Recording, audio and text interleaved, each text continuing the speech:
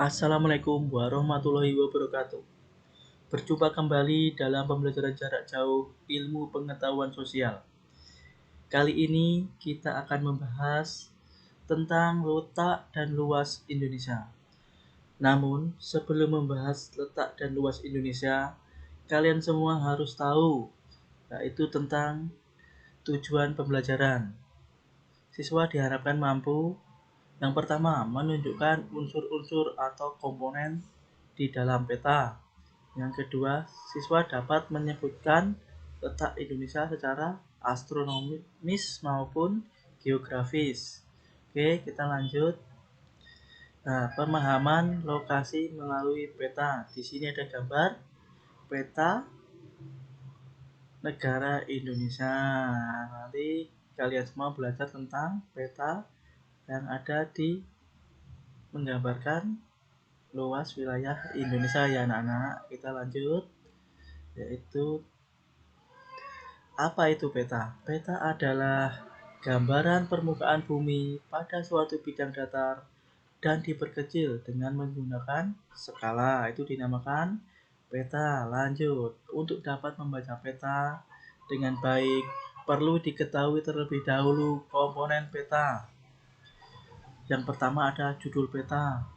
Yang kedua ada skala peta. Ini dibagi menjadi dua, yaitu skala angka, skala garis atau grafis. Yang ketiga orientasi utara. Yang keempat nanti ada simbol titik, simbol garis, simbol warna, simbol area. Itu terdapat di simbol peta. Yang keempat ya anak-anak. Terus ada lagi yang kelima garis koordinat, yang keenam insert, yang ketujuh legenda, dan yang terakhir adalah sumber peta. Itu adalah komponen-komponen yang berada di dalam peta. Oke, kita lanjut membahas tentang komponen peta satu persatu. Yang pertama adalah judul peta. Apa itu judul peta? Itu menunjukkan suatu peta. Contoh judul sebuah peta. Di sini kita contohkan adalah peta penggunaan lahan di Indonesia.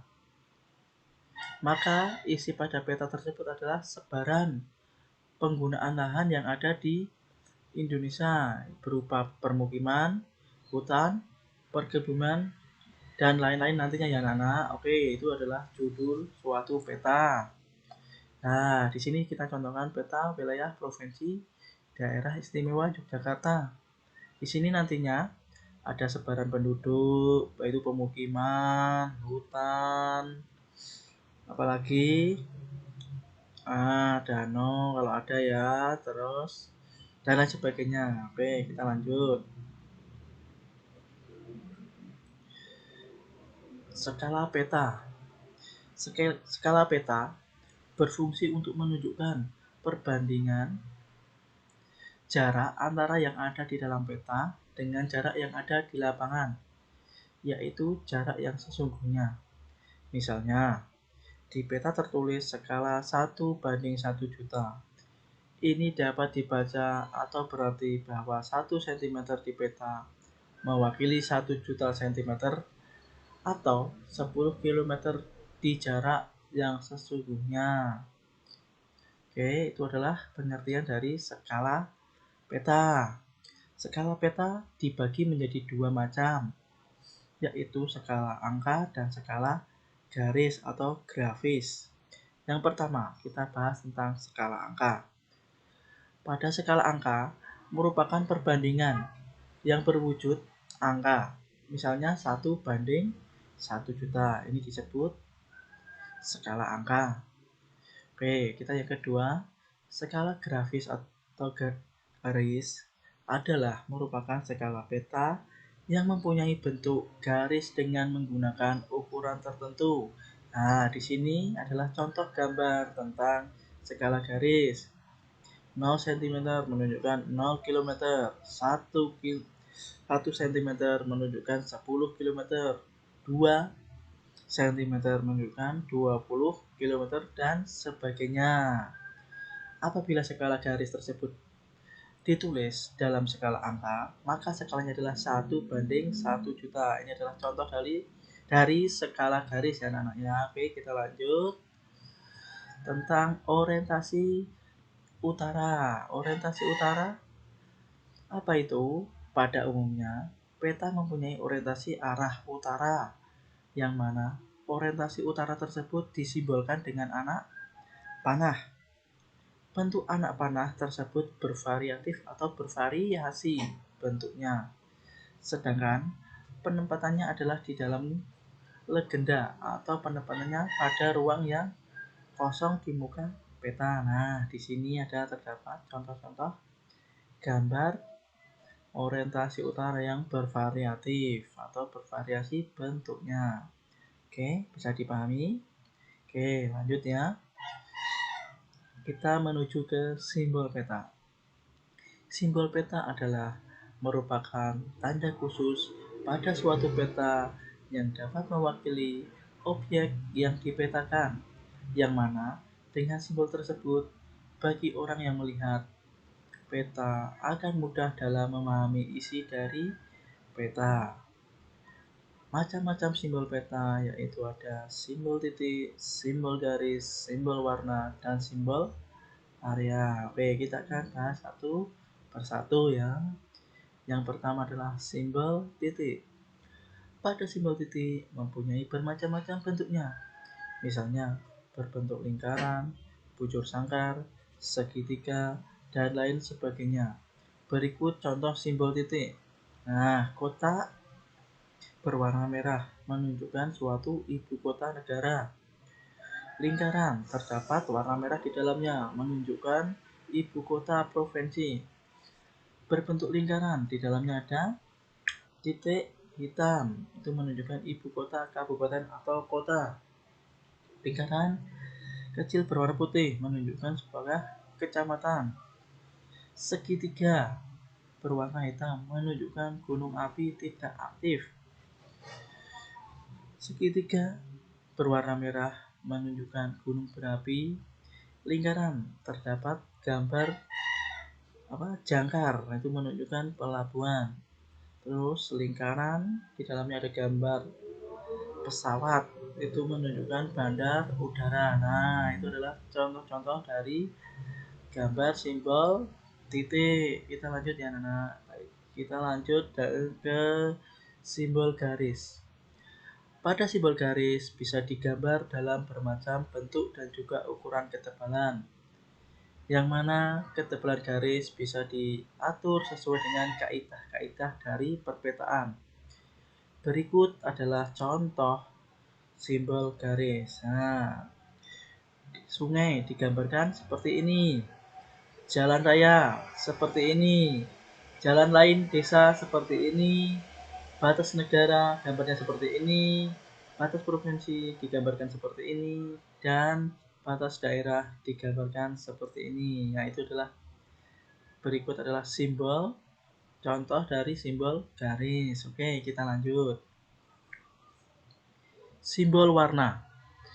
Tidak semua warna bisa dipakai untuk objek-objek tertentu karena ada aturan dalam perpetaan. Sebagai contoh, warna perairan, sungai, danau, dan laut menggunakan warna biru. Untuk jalan menggunakan warna merah, dan lain sebagainya.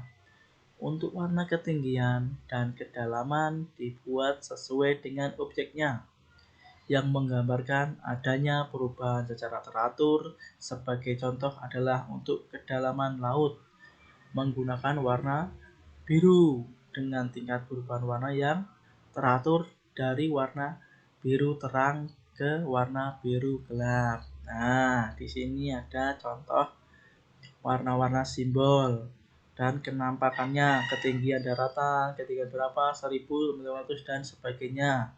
Nah, di sini juga simbol dari warna-warna tersebut, ketinggian daratan, kedalaman laut ya seperti ini. Bisa dilihat dan dipahami sendiri ya anak-anak ya. Oke. Kita lanjut yaitu tentang simbol area. Objek yang digambarkan pada peta umumnya berupa ilustrasi dari objek yang ada di lapangan. Contohnya untuk area persawahan digambarkan berbentuk poligon tertutup yang di dalamnya terdapat adanya simbol tanaman padi. Nah, di sini dicontohkan simbol area. Danau digambarkan seperti ini, rawa-rawa seperti ini, sawah seperti ini, dan formasi batuan kapur seperti ini. Oke, sudah paham anak-anak sampai di sini? Kalau paham, kita lanjut ke selanjutnya, yaitu tentang garis koordinat. Yaitu merupakan garis khayal yang terdapat pada peta yang berupa koordinat. Peta terdiri atas berbentuk garis lintang dan garis bujur. Manfaat dari garis koordinat yaitu sebab dapat menunjukkan suatu lokasi pada peta dibanding lokasi lainnya di permukaan bumi, serta menunjukkan karakteristik pada suatu tempat atau wilayah. Nah, ini contohnya ya. Oke, gambarnya tidak begitu jelas, mungkin bisa dibuka lagi tentang garis koordinat. Oke anak-anak, seperti itu. Kita lanjut tentang insert. Pengertian insert adalah peta kecil yang terdapat dalam suatu peta dalam rangka untuk menunjukkan lokasi daerah yang dipetakan di antara lokasi lainnya yang lebih luas. Nah, di sini digambarkan apa? Suatu peta, dan peta itu diperkecil. Nah, jadinya seperti ini, jadi insert, namanya insert peta. Contohnya seperti ini, paham ya anak? Ini adalah insert peta Pulau Jawa. Nah, ini yang bagian besar.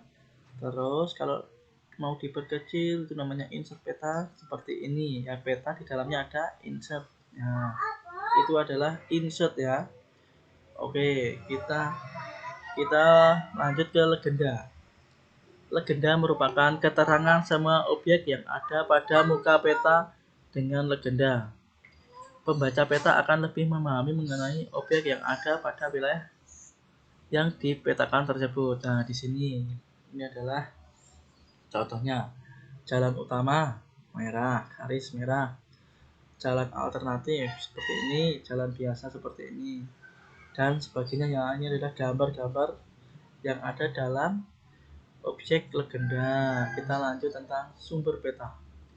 Maksud dari sumber peta adalah orang atau lembaga yang membuat peta, sehingga dengan mengetahui dari pembuat petanya akan dapat menilai kualitas dari peta tersebut. Seperti ini ya kelengkapannya ya.